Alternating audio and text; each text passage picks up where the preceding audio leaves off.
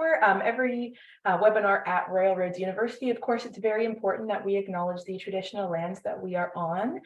So Royal Roads University does acknowledge that the campus is located on the traditional lands of the Wusepsum and Lekwungen ancestors and families. And we are so grateful to live, work, and play on these lands where the future of Indigenous and non-Indigenous students, faculty, and staff come together. So again, welcome everybody.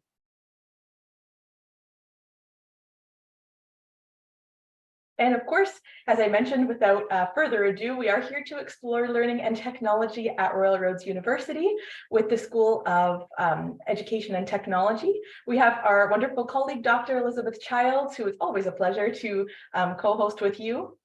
And we also have myself and my colleague, Imara and Lisa, co-hosting with you as well.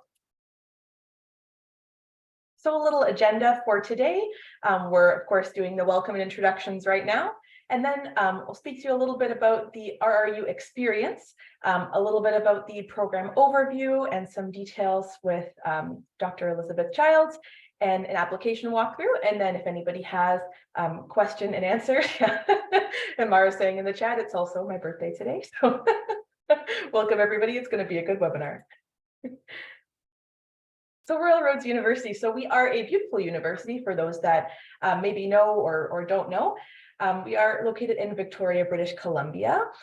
We have a beautiful, beautiful castle on our campus, just a beautiful campus all around. We have the famous Hatley Castle. Many movies have been filmed there, such as X-Men and Deadpool. And then we just have a lot of beautiful natural spaces on campus as well. We have Japanese gardens. We have Esquimalt Lagoon, which is in the bottom left of your screen there, which is also a migratory bird sanctuary. So it's a beautiful place to be. We have over 500 acres of beautiful land to explore. So it's a wonderful, wonderful place. And we've also been doing online learning for over 25 years. So long before COVID made its presence known, we've been passionate about online learning and learning and technology. And that's what we are here to discuss a little bit today. Excellent. And I will go ahead now and hand it off to Dr. Elizabeth Childs, and she will take you through the program overview. Super. Thanks, Ariana, and welcome everybody. Thank you so much for making time for this in your day today. It's lovely to see you all and to see where you're calling in from. I'll give a bit of a whirlwind tour about the program, but please, if you have any questions, just pop them in the chat. And at the end, we can also have more conversation. And Lisa's here. She'll put some links in. So no question is a silly question. Please just put it in there so that we know where you're at and what you're thinking. So the program, the MALAT program and the graduate certificate programs rest on these program learning outcomes. There are 10. And the program was redesigned, it launched the redesign in 2017, and it's underpinned by 3 design principles: openness, networked learning, and the development of a digital mindset. So one of the pieces, a couple of pieces when you unpack that, it means we don't just operate in a learning management system, because it's hard to be open and contribute back to the larger community when you're in a lockdown LMS. So you can see all of the courses on open WordPress sites. They're Creative Commons licensed. And I think, let me see, I might be able to have that on my mouse here quickly. So you can jump in and take a look at these courses, and you'll see what students are doing. I'll just put it in there for you, in all the different courses. You'll also be able to see their student blogs, because part of networked learning is being able to contribute back and to share your learning beyond just an assignment that gets sent to an instructor, and also allows you to have that deeper and more connected to your work-related learning experience. So you can, happy to explore all of those. You'll see it in there. One thing that I think often we get asked, and students often ask me is, where did people come from into this space, learning and technology? What is it about? And what I love about this field, having been in it for almost 30 years now, is that it's cross-sectoral, that people are coming from different parts of the world, different sectors. We have folks currently in the program who are radiologists, who are healthcare workers, who work in finance, corporate training, who are K-12 educators, post-secondary electrical trades instructors, private consultants, business analysts. So really quite a wide scope. But the thing that unites them is their focus on how do we design engaging and if some would say effective, but I like engaging learning environments for learning that incorporate what we know about digital technologies and the affordances of them, but are not driven by the technology. So it really is, the program really does examine that learning technology intersection space. So there's a variety of the suite of programs, and we'll sort of talk through all of them. There is the Master's in Learning and Technology. Coming out of there, there are 2 graduate certificates, and often some people start with a graduate certificate because they're not quite sure they want to do a master's yet, but they're curious about it. And so the graduate certificates would each be 3 courses. The master's is 10, and then there's also diplomas. So the diploma is sort of, some people can say half a master's, right? So same idea. People are wanting to test drive it, but they're not sure. At any point in the diploma, you can also then apply to continue on to the master's. So it's not like you've made a decision you can never get back from. They are interconnected and laddered and scaffolded for you in many ways. So the certificate in instructional design can then scaffold into a graduate diploma in technology enhanced learning design. The diploma in learning and technology can scaffold into the master's in learning and technology. And then you can see on this slide, there is the same link that was in the chat showing you the master's courses. I'm just going to walk through each of the programs so you can get a sense of the content of the courses, and then you can go exploring in there later. Each program starts with a preparatory course suite. And so our institution-wide, Royal Roads has the Introduction to Academic Integrity course that's done online. And then specific to these programs, we have an experience that's called the Link. And it's a 2-week experience online before you start anything, and you must complete it before you can start your first course because you start as your group. So the focus of the Link is really about starting to build relationships, connection, and community with the people that you'll be learning with for the next 2 years, because that's really core and it's key to our approach at Royal Roads. It's key to what we know works well in these environments. Historically, even before we were online and we were doing distance ed and correspondence-based learning, we knew it was about relationships. We know the power of community. And so that's really the focus of the Link. Then in the graduate certificate in instructional design, you'll move right into a graphic design course. And so this really gets you into the weeds, so to speak, of graphic design for instructional designers. What do you need to know as an instructional designer about graphic design, given that on your team, you might also have a graphic designer, or you might be doing it all. So that's really the focus of that course. You'll then move into project management for instructional designers, which really walks through, it takes the general project management cycle, but embeds it into the actual work of an instructional designer. What does it mean to work with a subject matter expert or a panel of experts? How does your workflow play out that way? What are some of the instructional systems models that you can use as they interface together?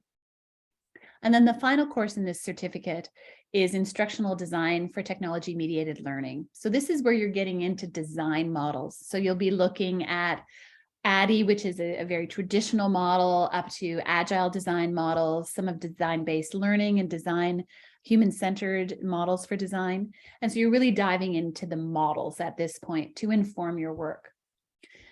One of the things that we're asked often is, are there exams? So there are not exams. There are assignments and deliverables for these courses.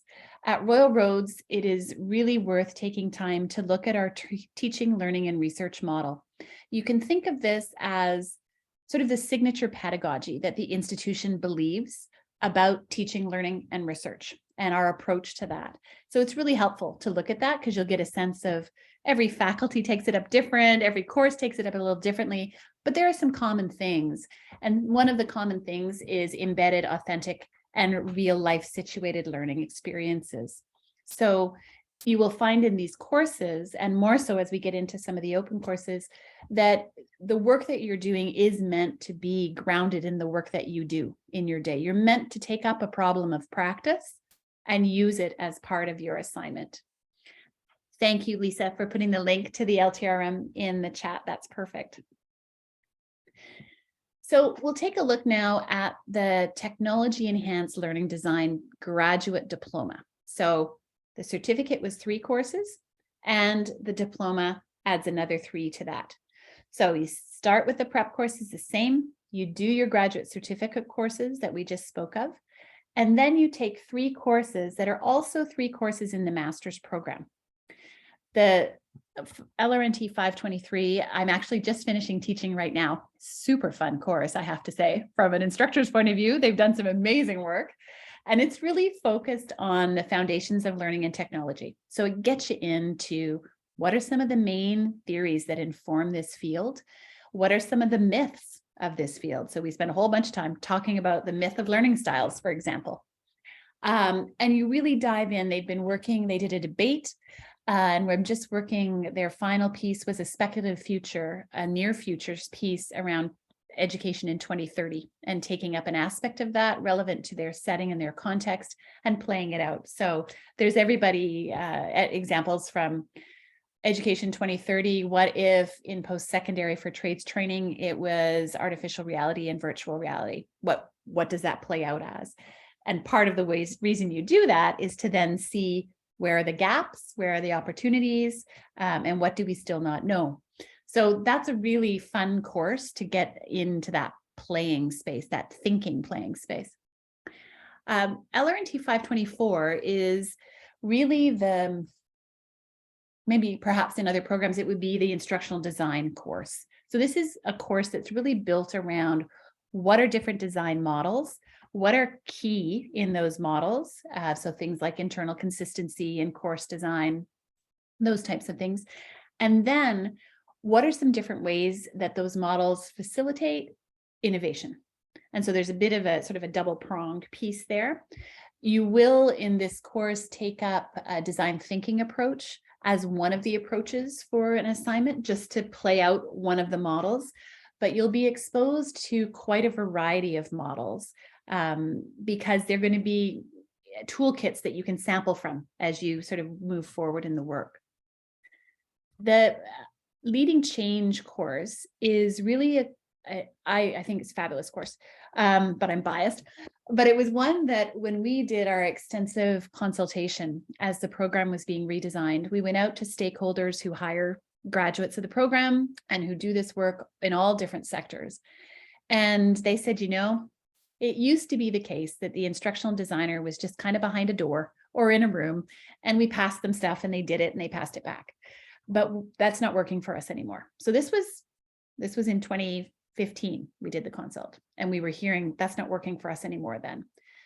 What they were calling for, which is why this course is here, is they need people to be change agents at the decision-making table. And so this course is all about what does it mean to lead change in digital learning? What does it mean to be at the leadership table and be able to bring things forward for consideration? How do you do that personally? How do you do that professionally? What guides your leadership approach? So that's really the focus of that course. And that's the final course in the graduate diploma of Technology Enhanced Learning and Design. So the master's program and the graduate diploma in learning and technology, they're layered together here. And I'm going to work from the top to the bottom, which is a bit different than the other slides, but you know, variety is good. Dissonance helps our myelin in our brains reinforce the neurons, so we're good. So at the very, very top are those preparatory courses again. And then you move into 6 foundation courses. So I've spoken of a few of them already, but the very first course you'll do is really orienting yourself to digital learning environments. What are they? What are networks and communities in these spaces? And sort of in parallel, who are you in this space? What is your digital presence? What is your digital identity as a grad student in these spaces? Because you'll be starting to build out your blog that will stay with you the rest of the program.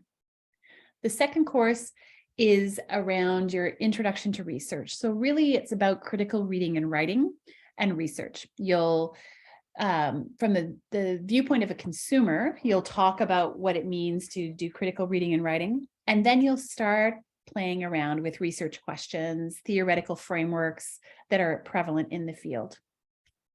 Then we move into the three that I spoke of, the foundations of the field one, the design one, and the leading change. And then the sixth course in that sort of foundation suite is contemporary issues. And this one's a really interesting one. It's at the pivot point in the master's program, and it's the last one in the diploma program. And so it's for the master's program, it's helping to start to scaffold you towards independent learning for your final research or your final completion pathway. And what it invites you to do in this course is you go in and as a team, so each of our courses has a team-based component throughout. Your teams will be mixed up all the way around, but in this course, your team decides on an open educational resource they want to take together. So they go out, they find a MOOC, they find an open course, and you take it and you critique it and reflect on it and do all these great things. And then individually, you find an aspect of that that you want to dive deeper on and comment on. So my classic example, no one has yet taken me up on this example, actually. Say you really, really, really want to know about financial management of online learning programs. It's very hard to find a master's course at that, right? It's so specific.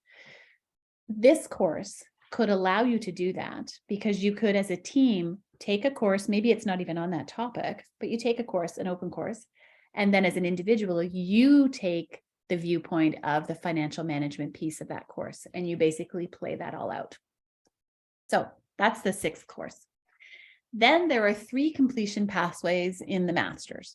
There's your traditional thesis pathway, and you would then move into doing your proposal course for 3 credits, and then your thesis where you work one-on-one with a thesis supervisor on a research question that's your question, right? You're not doing the research, the supervisor's agenda, you're creating your own research question and you're diving deeply in it using the thesis process. And on the Royal Roads website, there's a whole great outline of what theses are like at Royal Roads. So I would encourage you, if you're interested in this, to take a look. The thesis completion pathway is one you apply to. Not everyone who applies is successful.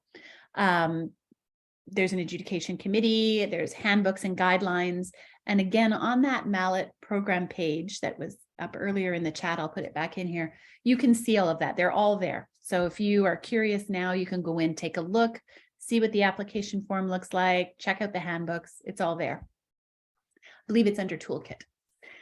The other 2 pathways, one is an applied research project and one is a digital learning research consulting project, because you had to have the longest name ever for a completion pathway. So we abbreviate them. If you move into those pathways, there are 3 other courses you take before you do your final project, and that's just a credit number. So you take 3 courses moving from there. One is what I like to call the MAKE course. So it's creating digital resources. And in that course, you actually are getting in there and you're making something, you're building something. The next one is the sharing one. This is the facilitating course. So it's a course where you're getting in, you're facilitating on a topic for a week, and you're also being a participant in others that are facilitating throughout the course. And you're really examining, what does it mean to facilitate in these spaces? What does it mean to create safe spaces for people to interact and engage in their learning? And then the final course you'll take is the advanced research course. And that's where you're really pulling your proposal together for the next thing. Then if you're doing the applied research project, you're off in pods. So you're working on your own project, but there'll be 10 of you with 1 instructor. And the digital consulting project, you're working again on your own project. You apply to that one. The applied research project is the one most people do. The digital consulting project, it does require an application. There's an adjudication committee. And both of them require sponsors from your organization. The sponsor in the applied research project is a light touch. It's, here's my question, what I want to investigate. Maybe do you have some suggestions? And then they'll read your project at the end, but they do not assess it. It is not assessed by the sponsor. In the consulting project, it's consulting because it's a problem of practice that you're consulting with an organization on. It's not a paid consulting, just in case you were wondering. You're bringing your expertise and working with them. So the sponsorship role there, they're more embedded in your work. Often what we've seen is students have needed the sponsor to, maybe open doors to people they can involve in a focus group, for example, or to send an email orienting people to the project and sort of launching the project. And then what's coming out of that, of course, for academic assignment is whatever you do in the project and then the written report around it. And the sponsor will have both of those things as well. They do not assess either in this case, but they do perhaps use. So for example, it's easier to talk in examples. What someone has done in the past, they were a dental hygienist, and there was a need for, in their post-secondary institution where they were training, there was a need for some online training around a particular aspect of health and safety. So they worked with their sponsor to figure out what was needed. They talked to about 8 to 10 people. There's a blanket ethics that allows you only to go to so many, and got their input. Then they created this thing, and then they wrote it all up. So the sponsoring organization got that product back, right? They got to use what it was created, and they also got the research that wrapped around it that basically validated what had been done. So it was a win-win for them. In terms of certain requirements for your sponsor, it really does vary, Andrea. Some people choose to do it in the organization they work in. Some people choose to do it with a not-for-profit or with someone they'd like to work for, and use it sort of as a laddering or a test drive. Some people use it because they're curious about the topic. And so that might not be what their organization focuses on. So they find an organization that does, and they're curious about that. So in terms of the intellectual property for this, that's something you negotiate with your sponsor. I mean, you're doing the work, it is your IP. And then depending, so I'll give you an example in a sec, depending upon, there is a sponsorship agreement as part of the handbook that you have to sign, both parties sign. And so that details a lot of this. But we had someone who, the problem of practice was, it was a global oil and gas company, and they were having challenges. I have to dig back in my memory, but this is roughly it, with some pipeline pieces and people in the field being able to do the repairs they needed. And what they built was a video library that was generated by people in the field to take images and then send them back and forth and be able to talk and sort of troubleshoot and diagnose. So that was the intention. What was built as part of the consulting project was training, online training for people in the field to actually create videos that would be useful, instead of just getting something that got thrown in a data bank and then a colleague looked at it and said, I can't troubleshoot because I don't know what I'm seeing here. So the project was really framed around that way. So we'll spend time, there's lots of opportunity to talk and brainstorm about what you're curious about. Usually the biggest thing that we focus on is helping you scope it down, because you'll see at the bottom there, the thesis is 12 credits, and these other two completion pathways are 6 credits. So it's basically roughly 200 hours level of effort. Of course, it always is a little bit more, but that's the mathematical equation that goes with it. And so you really do have to scope and tighten. But before you can do that, it's like cooking, right? You got to get your kitchen messy before you can create that beautiful dinner or a lovely cake. So there's a lot of the messiness of the thinking, and then the refining down. This is the program page that I was mentioning. So you'll see the red circle on the right. Because openness is one of the design principles of the program, those courses are all open access. You can get in, take a look. When you're in a course, on the same right-hand side, a little bit lower down, you'll see the current students, and you can click on their blogs and see what they're talking about, what they're learning. You can see what the topics are. You can go look at the assignments if you like, and see the matrix that they're going to be, the rubric that they're going to be assessed against, or the criteria. So it's really meant for you to go and take a look and sample. And of course, if there's something in there that you find really helpful right now, they're Creative Commons licensed. So just look up the license, but you can absolutely use it, reuse it, remix it. That's the point. So I think it's CC by attribution. So you just need to attribute.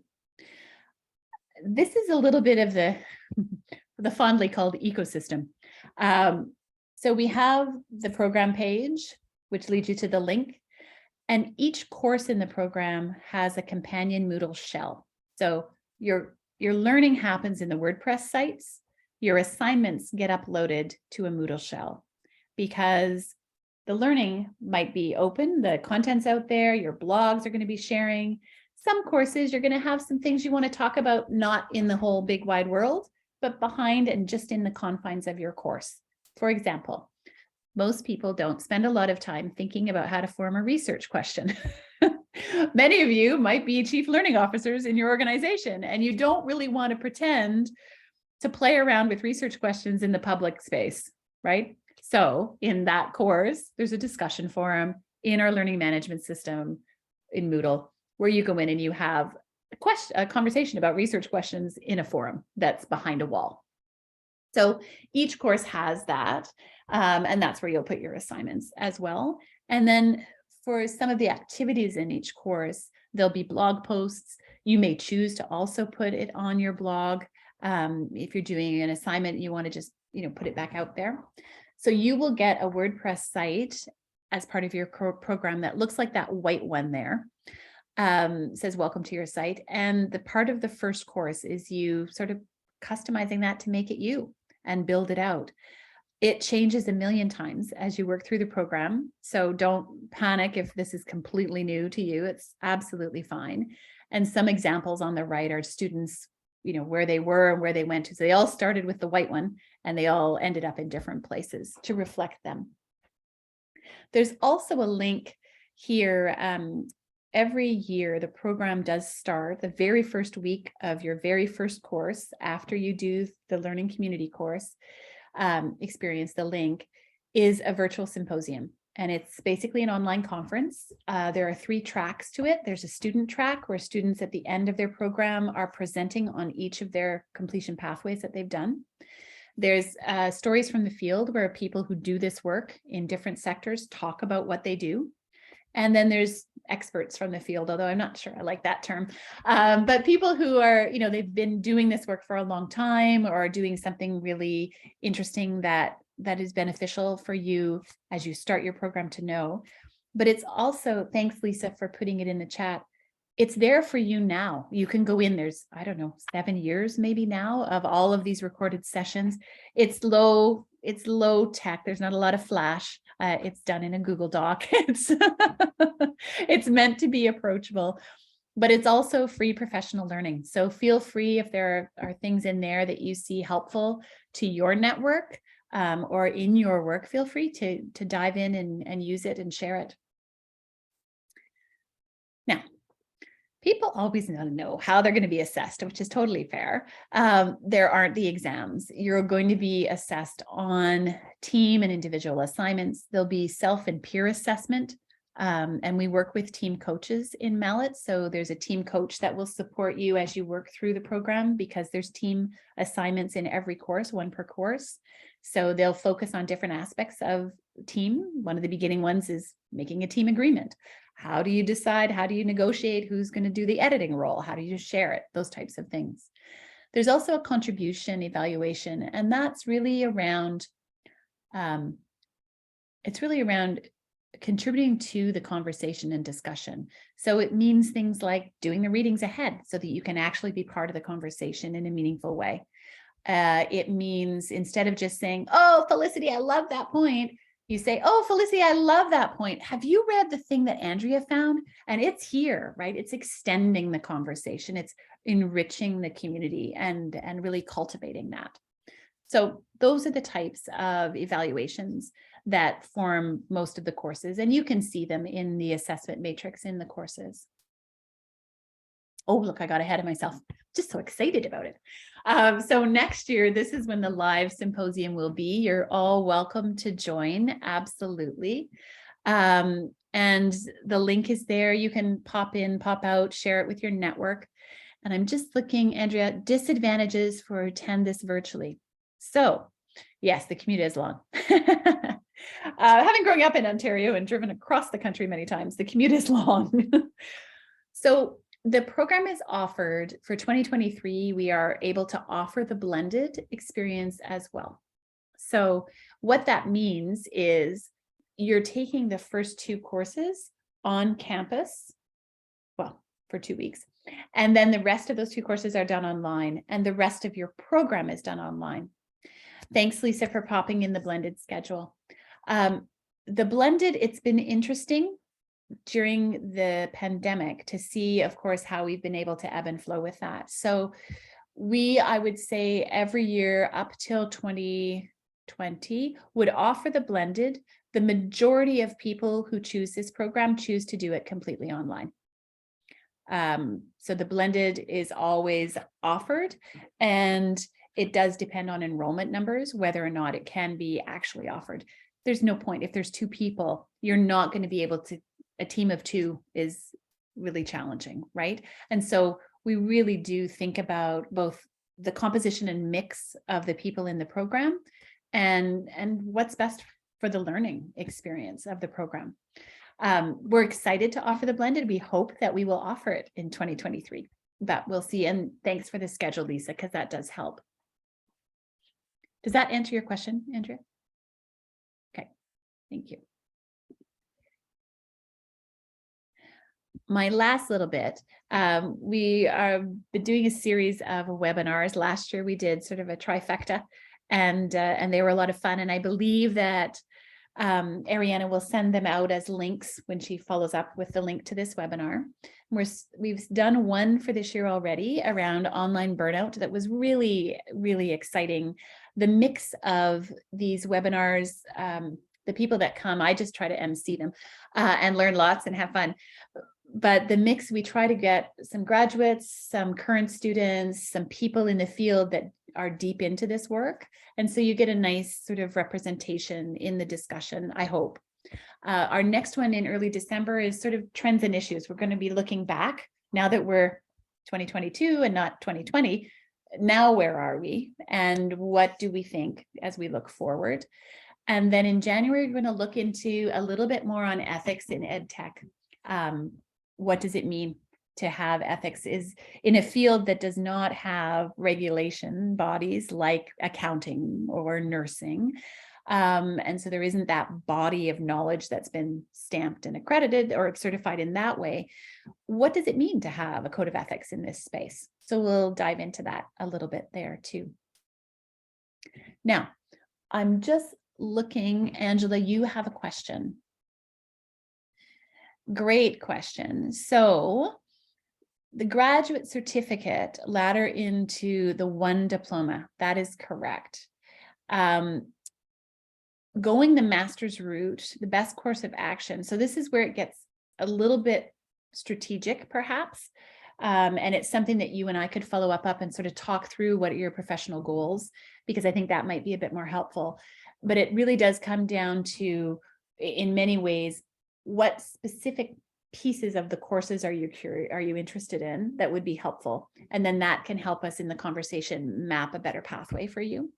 So you're correct, though, the certificate in instructional design ladders into the technology-enabled learning diploma.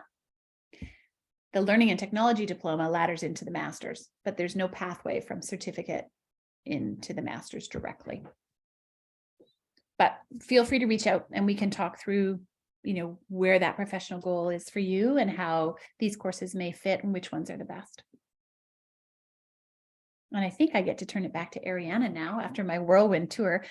Keep the questions coming. I can definitely do some digging and answer, but I'll turn it back over. Thank you so much, Elizabeth. And I'm going to jump in now and I'm going to talk more about how to apply. We have to give the birthday girl a break because it is her birthday. But thank you for all the questions that have been coming in the chat. That's great. Keep popping them in right now. I know Elizabeth and Ariana and Lisa have eyes on the chat, and we can always even chat more after we talk about how to apply on any other questions that come up. So I want to first start with mentioning that all of the information around how to apply is also on our website too. So definitely check that out if you have any questions, but we're going to go through it briefly here. So at Royal Roads University, something that makes us unique is we really understand that every single person in the room today and everyone joining us comes from a different background. They have different experiences, they have different goals, and sometimes you may not have the same experience that a standard admission may require, but we want to look at the whole picture, like your work experience and other things that you bring. And that's why we have a flexible admission as well. So standard admission into the Learning and Technology program, you need a 4-year or comparable undergraduate degree in a related field from a recognized post-secondary institution, and at least 3 years of professional experience in a leadership or management position that is directly related to the program of interest. On the other hand, though, the flexible admission normally requires a minimum of 7 years of work experience and a minimum of 2 years of professional experience in a leadership or management position that is directly related. So when you read this, if it doesn't feel clear to you where you would fit, that's okay. Reach out to us, have a conversation. Everybody is looked at case by case. And so don't self-select yourself out if you're like, oh, maybe I don't meet this. Have a conversation with us because we can absolutely look at the whole picture and have really figure out how you would fit, whether it's flexible or standard. And so how to apply, it's online. So you can start up an application on our website. And with your application, you have to submit some supporting documents. And what I do, I recently applied to a program. I treated this like an assignment. I basically figured out what I needed to do, what I need to submit, and I treated it like a checklist because Lisa probably already, yep, she already popped it in the chat. But if you open up that link, it shows you exactly what you need to submit and information around it. So absolutely follow like this assignment. So once you start up your online application, you do pay a small fee to apply, and then you want to send in any official transcripts of any previous post-secondary education. You want to also submit a personal statement. And I really enjoyed writing my personal statement. It really was kind of that question of my why. Why am I applying to this program? What kind of experience do I have that I can bring forward? What kind of goals do I have in the future? And how does that align with the program? And that's just a really exciting thing. All of our programs at Royal Roads, we have that personal statement, that why. And I think once you do your personal statement, you're going to look at it and you're going to go, yes, this fits. I see why I'm doing this. And we also want you to submit a detailed resume. So that's a bit more than just your standard 1 or 2 page resume. So we want to make sure to really get to know you and hear about your experience.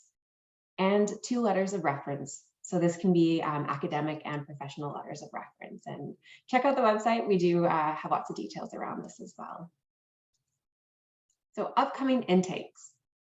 So for the Master of Arts and Graduate Diploma in Learning and Technology, online and blended, the start date is March 27th. I think that should say 2023. What year are we in? Are we in 2022 right now? Yeah, okay.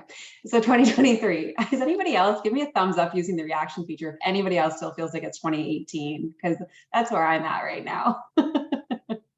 Thank you. I appreciate the support. So all of this information is on our website too. So absolutely, we make sure our application dates are fully, our application deadlines are on our website. So you do want to apply for this program by December. And you don't have to wait for the application deadline. You can submit your application right now if you're ready. So don't worry about waiting for that deadline. Submit it now. It's kind of a rolling admission to the program. So for the Graduate Diploma in Technology Enhanced Learning and Design and Graduate Certificate in Instructional Design, the start date is this upcoming January, and you want to apply as well by December. Sound good? Okay, we'll keep going. So we understand education is an investment. It's a really worthy investment, but there is logistics around it. So we do have our financial aid and awards specialists here to help you with that. And now is a good time while you're considering the program to look into this. So look into the different loans, bursaries, scholarships, and other awards available, any other funding, what that looks like. And we do have an online calendar where you can even set up a one-on-one appointment with a financial aid and award specialist, and you can talk about your unique needs. So absolutely take advantage of that and check out the website. As well as, I know you've already met Lisa in the chat, but our enrollment team is so knowledgeable and really there to support you while you're figuring out what the right program is. If you have any questions, are you eligible for the program, all of that and more. So don't hesitate to reach out to our enrollment team. Learn more at ruralroads.ca. You can reach them by phone, or you can even set up an online appointment as well too off of our website, and you can have that one-on-one conversation with our team. I want to thank you all for tuning in today. I also want to invite Elizabeth and Ariana back up so that we can have a bit of a question and answer if there's any questions, or Elizabeth, if there's anything else you'd like to dive into. Awesome. Thank you. And thank goodness other people still think we're in a different year. I thought I was the only one. So yes, looking forward to the 2023 intakes. There is one blended and one online, and you'll notice in the schedules that they're just off slightly, but they're about at the same time. I did want to talk about the financial awards piece, because often people who are mid-career adult learners think, oh, it's not for me. Yeah, so a lot of financial awards go unclaimed for that very thinking. And we have had several MALAT students be very successful in their financial awards. So just to give you a ballpark, there's a BC graduate scholarship. It's worth $17,500, which is quite significant when you think of your degree. That's really helpful. There's also a Canada Master's Graduate Scholarship worth about $15,000. So these awards are worth taking a look at. And some of them are ones where it's very quick. You can email financial awards. They ask you a few questions and then they say, yeah, no, based on the criteria, you're not going to be eligible. And so that's great, right? You just know right away. Or they say, yes, you are. And then here's what you do next. And they have some really great support for that. So definitely worth taking a look at those.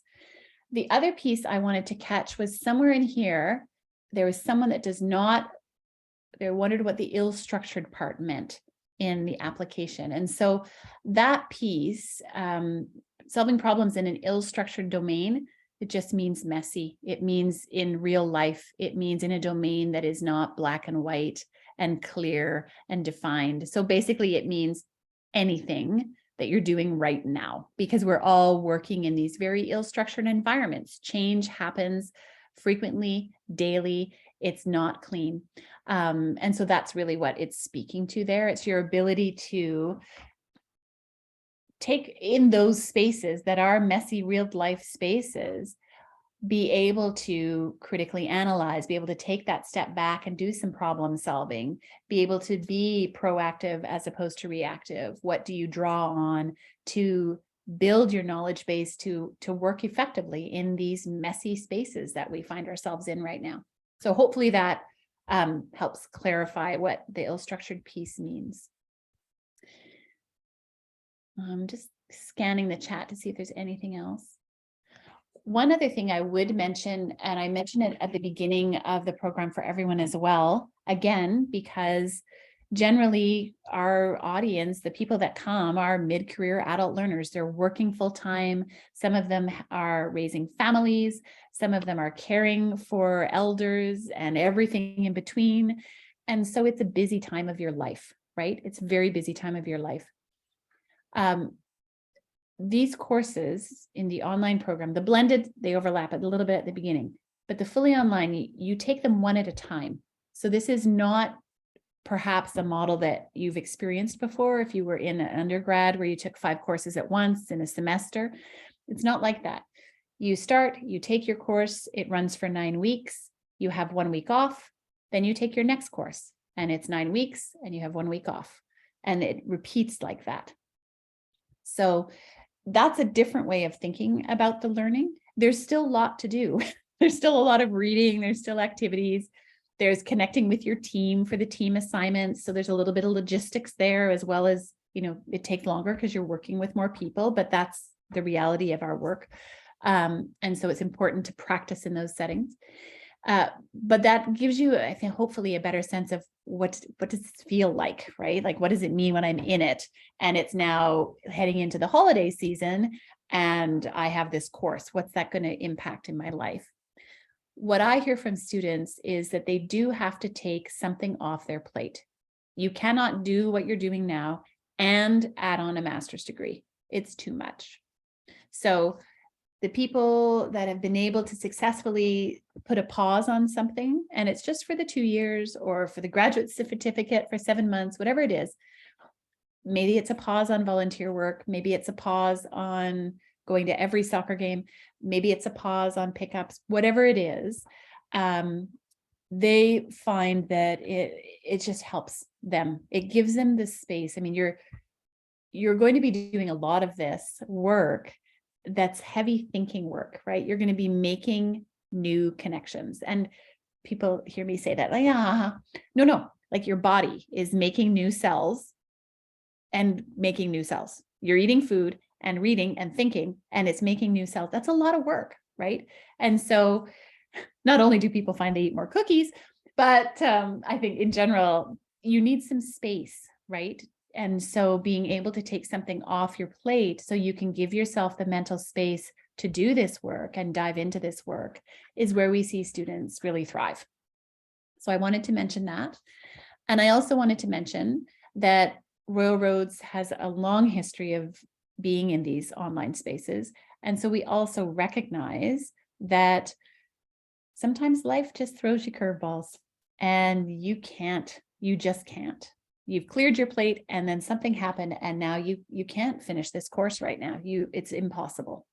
So there are ways to step away from the program that don't involve leaving the program. So there are leaves of absences, there are medical leaves of absences. They can be short, they can be longer. It happens all the time. So it's not unheard of, and it isn't a deal breaker, right? In the moment, it feels like that, certainly for the students, right? Because it's all consuming. So I'm just mentioning it now so that you know that if something should happen to you while you're in the program and you need to step away, there are ways to do that don't involve you just leaving completely. So I hope that's, for some people, that's comforting to know that that's there. And I'm looking, oh, Candace, great question. What happens if I fail a course? How long do you have to wait to retake it? Good question. So a fail at the graduate level is anything under 70, and you'll find it all on the program page. You'll dig around and find it. What will happen if you fail a course, which I would say by and large, knock on wood, is quite rare, but it does happen. And if you do, you'll get a new completion plan drawn up. So it basically maps out, okay, you can keep going in your courses as much as the prerequisites allow, and then you'll take this course the next time that it's offered. So the office will map out a new completion plan for your program. You'll go back and forth, you'll sign off, make sure you understand it, any questions, and then you'll keep going. There are courses that are prerequisites to other courses in some cases. So for example, you couldn't take your advanced research course before taking your first research course, right? Because that just wouldn't make sense. So sometimes your completion plan is limited by those prerequisites, but we do try to work with them as much as possible. Other questions that I've missed? I've been looking through the chat and I think we're up to date with all of the questions.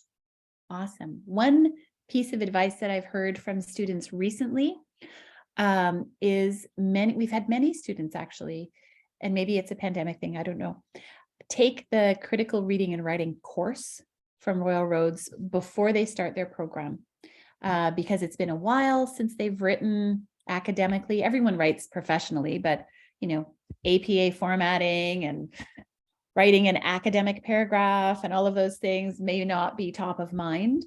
And I've had several students recently say it was fabulous. They really loved it. And it beyond even doing their master's work, they used it in their work, in their day-to-day. So it helped their written communication. So thank you, Lisa. It's already read my mind and put it in the chat. So I would just highlight that. And what else would I highlight from current students? I put a couple of blogs in the chat so you can go in and see what some of them are working on. They're just, oh, they're a really creative bunch. It's fabulous. And I think the other thing that I hear from them is the balance, right? It takes a little while to get your balance. That first course, it's a bit overwhelming because you're learning everything, right? The platform, what is Royal Roads? How do I pay my bills? Like all those things. What do I have to do? But by about course 2 or 3, you know, it's starting to come to a bit of a level and you're getting into a flow. And then just be open, be curious, right? That's the best part about learning is that curiosity piece. When it starts to get into, oh, I have this to-do list, and then you're already putting up walls against the learning, right? And so, of course, you'll have days. That's everyone does, but the curiosity is really important. Some great questions. One from Candace that I'm not going to even attempt to answer. Amara? I'm going to say, Candace, the best thing to do is to email Lisa and get that information from Lisa and Angela as well. Something our enrollment team is so great is supporting that journey of what program is the right fit for me. So absolutely.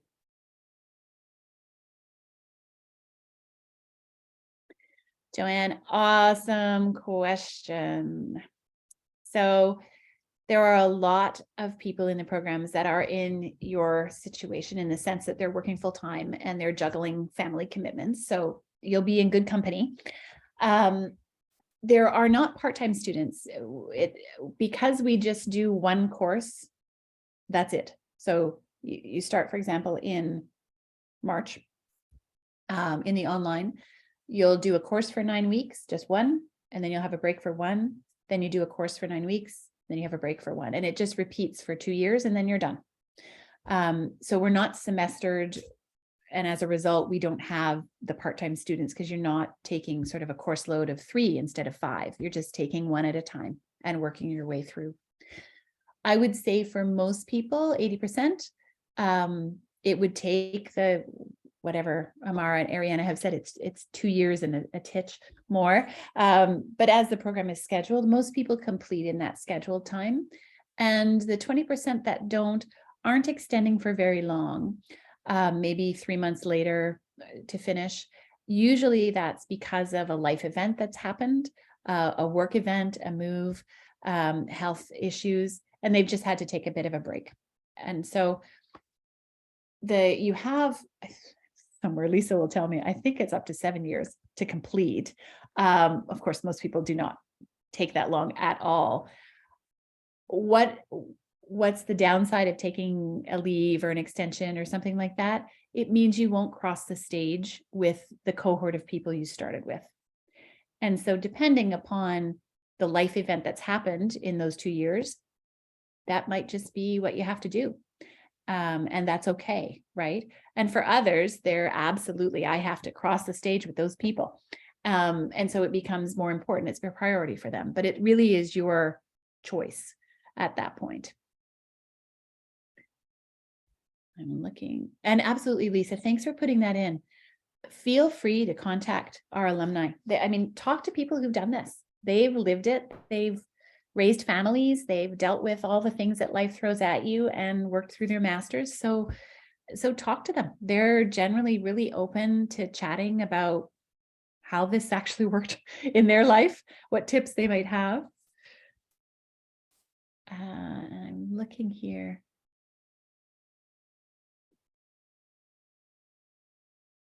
Okay. So Joanne, I'll answer yours and then I'll jump back. Felicity, to yours. So we get asked that all the time. It's a tricky one to nail down. How many hours per week? Tricky.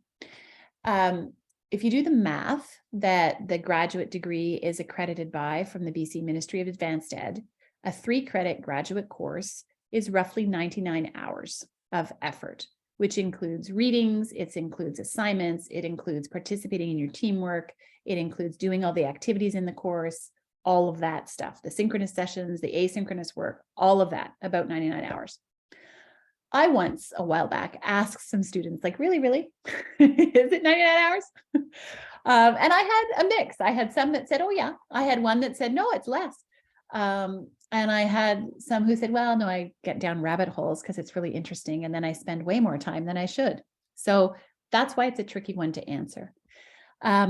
What most people do is they make it work for their schedule. So some people do an hour every night. Some people do a 1 full day on the weekend and spatterings through the week.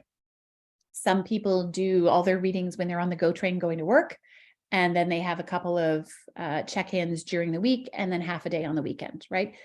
You dictate that. We don't dictate that. You figure out your flow that works for you to get the work done. The teamwork is a little bit of the spice in the mix because you'll be working with other people's schedules. So there'll be times in your 9 weeks in a course where your flow will accelerate to get ready for the team assignment. You might have some synchronous meetings back and forth. You might take a little more time, but your team coordinates that. So you work with your team to figure out strategies and times to meet that work for everybody because they're in the same boat, right? So I don't know if it's an answer, but it's not quite an answer because it is a bit unique to the situation. Felicity, great question. No, colleges do. So, and that it's not a tongue in cheek. I don't mean it like that, but that's the short answer, right? So that's where you'll find that most reliably. And then of course, you'll also find it with micro-credentials and badging. And so some post-secondaries in Canada are moving to offer more of a tech side, like how do I use Captivate? How do I use Canvas? All of those things. Where I see it come into play in these programs is it's going to sound funny, it's the hidden curriculum. Because what you end up doing is you end up learning it from the people you're learning with in the master's program. Because they come from such a wide sectoral base, everyone brings their familiarity with whatever tool their organization uses. And then they're like, okay, let's use this for our team assignment. And you learn that way. But in terms of a formal course to teach you and walk you through the steps of storyline or something, no. That's the short answer. Okay.